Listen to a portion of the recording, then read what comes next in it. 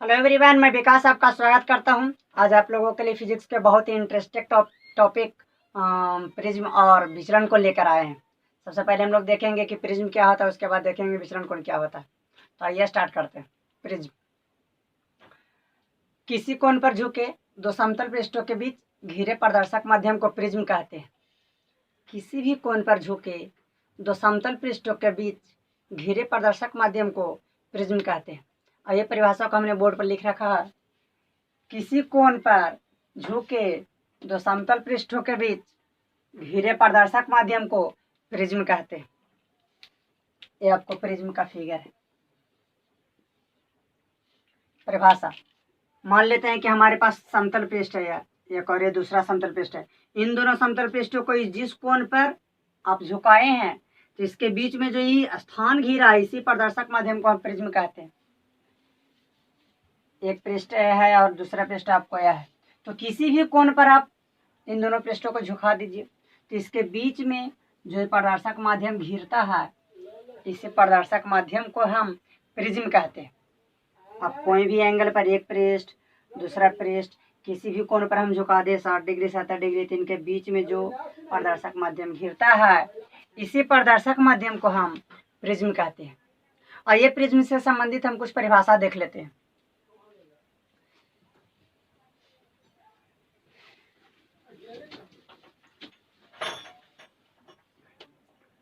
पहला है आपको अपवर्तक पृष्ठ।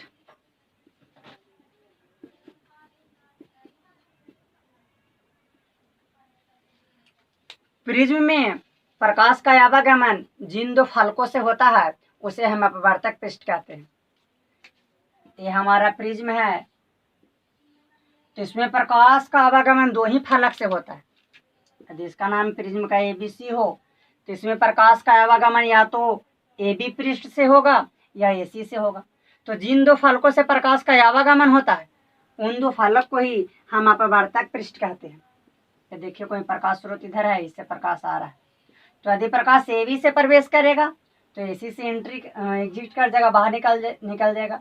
जबकि यदि आपको AC पृष्ठ से प्रिज्म में प्रकाश प्रवेश करेगा तो आपको AB से बाहर निकल जाएगा। तो जिन दो फलकों से प्रकाश का आवागमन हो रहा है उन्हीं दो फलक को हम अपवर्तक पृष्ठ कहते हैं। जैसे देखिए AB और AC, ये दो आपको है अपवर्तक पृष्ठ। अगला है आपको अपवर्तक कोण या इसे प्रिज्म का कोण भी कहा जाता है।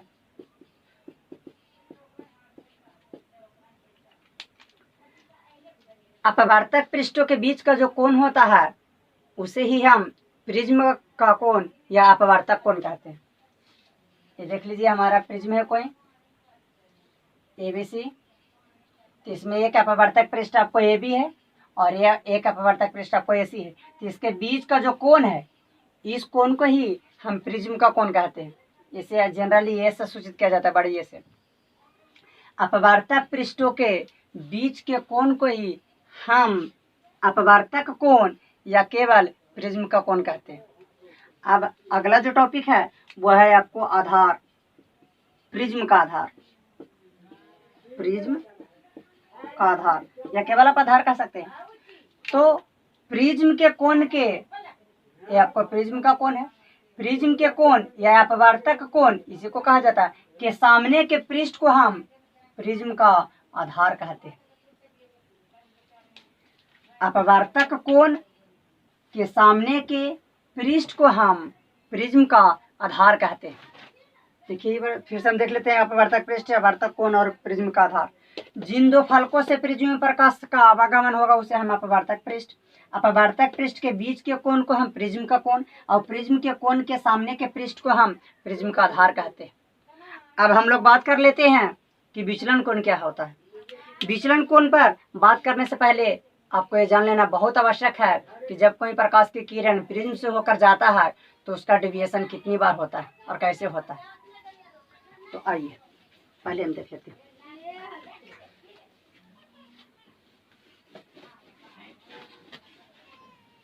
तो जब कोई प्रकाश की किरण किसी प्रिज्म से होकर प्रवेश करता है तो उसका विचलन दो जगह होता है।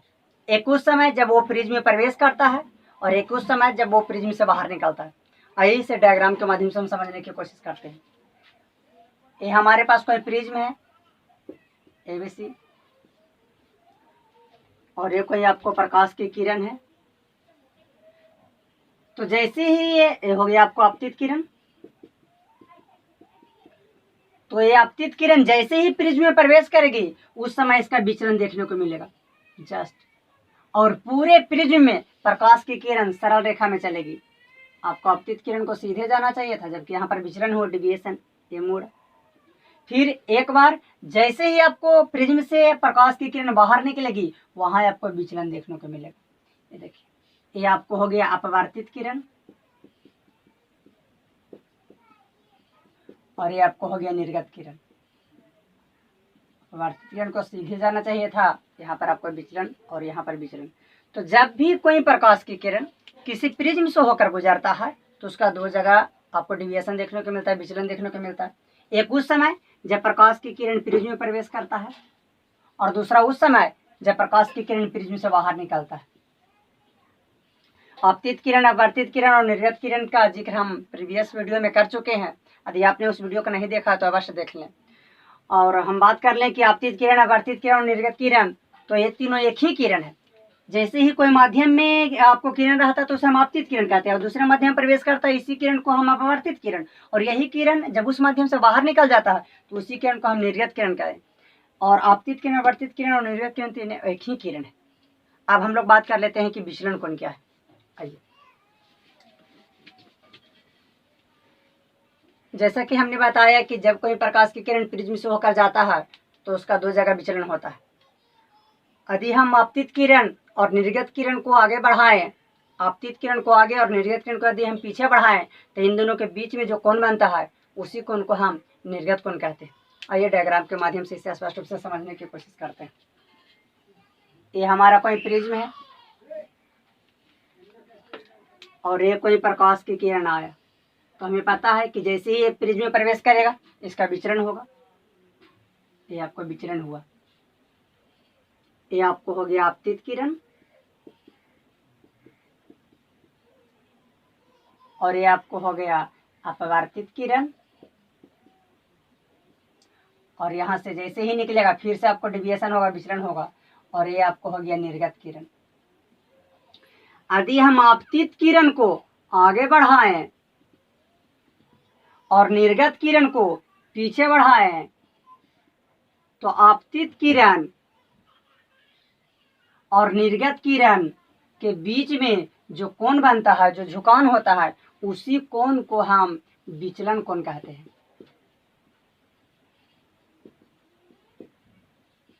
एंगल ऑफ डिविएशन कहा जाता है।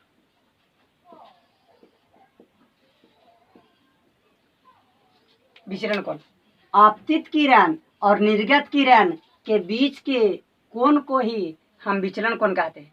आपको विचलन कोण जो है वो आपको प्रिज्म के कोण पर निर्भर करता है और इसके समानुपाती होता है। कहने का मतलब यह है कि यदि आप प्रिज्म का कोण बढ़ाइएगा तो आपको विचलन कोण बढ़ेगा, और अगर विचलन कोण बढ़ेगा तो प्रिज्म का कोण बढ़ेगा। विचलन कोण किसे कहते हैं?